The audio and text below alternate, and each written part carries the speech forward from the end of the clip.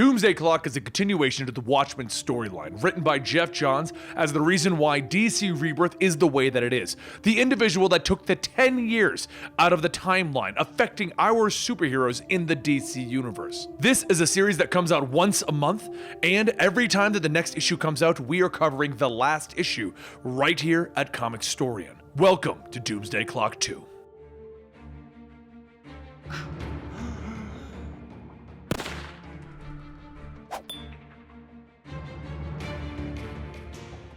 Long ago, Adrian succeeded with a plan to sacrifice 3 million New Yorkers in an attempt to stop the world's Doomsday Clock. In the end, the original Rorschach left behind a journal that exposed Adrian's involvement in that massacre years later, restarting the Doomsday Clock. Now, with the help of Mime and Marionette, Adrian has convinced the husband and wife team along with a new Rorschach to search for Dr. Manhattan and save the world again.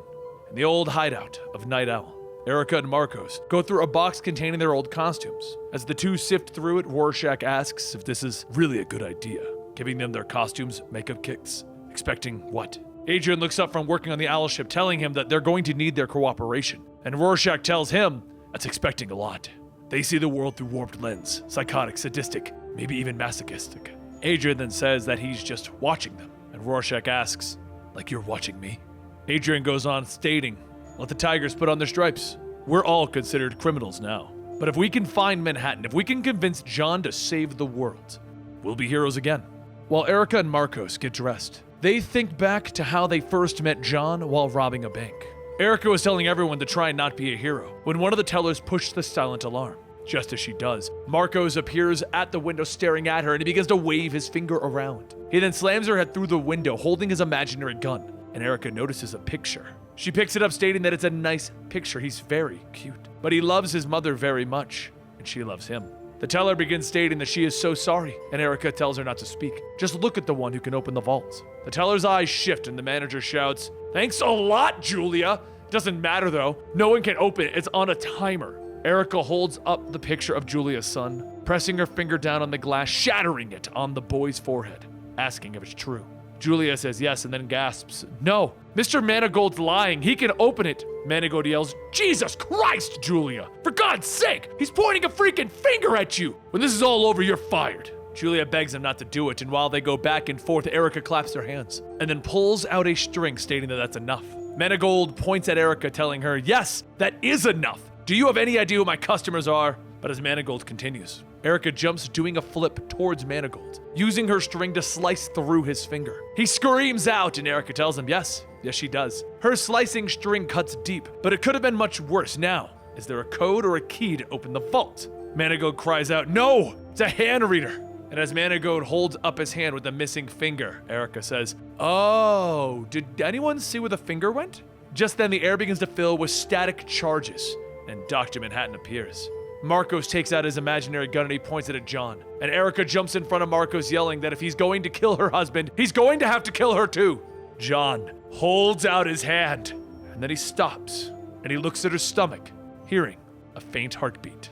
In the current time, Erica looks at the picture of their son and Rorschach says that Manhattan eviscerated people for less. Adrian begins to start up the owl ship and tells everyone to hurry and get in. Using John's intrinsic field, they'll be able to follow the trail of electrons left behind by his body to determine what dimension he went to. They just need to hurry before the nukes drop and they're destroyed along with their world. Adrian presses the button to take off, but nothing happens. Rorschach tells him, probably press it again, because any second now. Adrian hits the button at the exact same moment the explosion from the nuke blows through the tunnels. Moments later, the owl ship descends from the sky, smacking into a building, crashing down into an old abandoned theme park. Inside of the ship, Adrian wakes up coughing, asking Rorschach if he's all right. And Rorschach's mask begins to change and he jumps up shouting, "Kill you!" Adrian tells him, "No, you can't. We made an agreement, remember?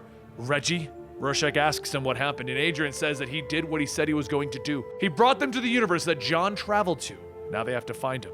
But before the two of them can leave, Adrian handcuffs both Erica and Marcos to the door. And Erica shouts asking, "What the hell do you think you're doing? We agreed to help." Adrian tells them, "Yes, you did. And I appreciate that more than I care to express right now. Right now I need you to stay put while Rorschach and I locate John." Adrian opens up a small compartment and as a small cat pokes out, Rorschach asks, "Why bring the cat? Leave the pet here with the other animals." Adrian says that she is more than a pet. She is our compass. As the two begin to walk down the streets, Adrian says the name of this city is Gotham, and Rorschach asks where they should start. Later at the public library, Adrian sifts through some old records and mentions that compared to this world, this one is a lot more costumed heroes. Most of them are superhuman. Suddenly, Adrian groans in pain and Rorschach asks, "Again?" And Adrian tells him, "Yes, and it's getting worse. We need to find someone who can help us navigate these waters and find John." The screen changes and Adrian goes on stating that he's identified two of the smartest people on this planet, Lex Luthor and Bruce Wayne. Rorschach says that they'll be splitting up then, huh? Which one do you want? Adrian tells him the smartest one, of course. A short while later at Wayne Manor, Adrian's words ring in Rorschach's head. Don't touch anything. But on the counter is food wrapped up. Rorschach looks under it, seeing pancakes. He takes the plate and he sits down, and after eating it, he notices the tinfoil wrapper moving on its own. He gets up, putting his ear to the ground, looking where the draft is going, and he sees the clock. He goes over to it and lights a match next to it, and he watches as the match is blown out by the wind. After pulling on the clock, it opens up to reveal a staircase, and Rorschach heads down into a cave. He trips a sensor, and Batman gets an alert that someone is in the Batcave. Over at LexCorp, Lex walks into his office asking, "Excuse me, how did you get here?" Adrian tells him, "I let myself in. And let me say I admire your taste, Mr. Luthor, and aspirations." Lex asks him, "Who are you?" And Adrian responds, "My world's smartest man." Lex laughs, telling him, "Never mind. Security will show you out before I terminate them for allowing you in. Until then, feel free to appease my curiosity as to what you're doing here."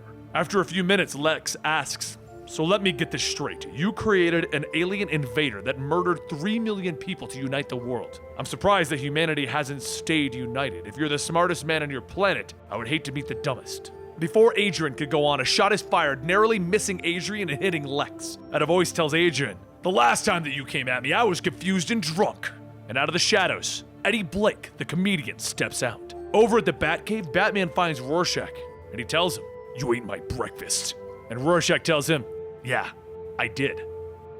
And there you have it, Doomsday Clock 2. And if you enjoyed this, and you want to see what happened in part 3, run to your local comic book store right now. Now, seriously, run! Run as fast as you can! Run, Barry, run!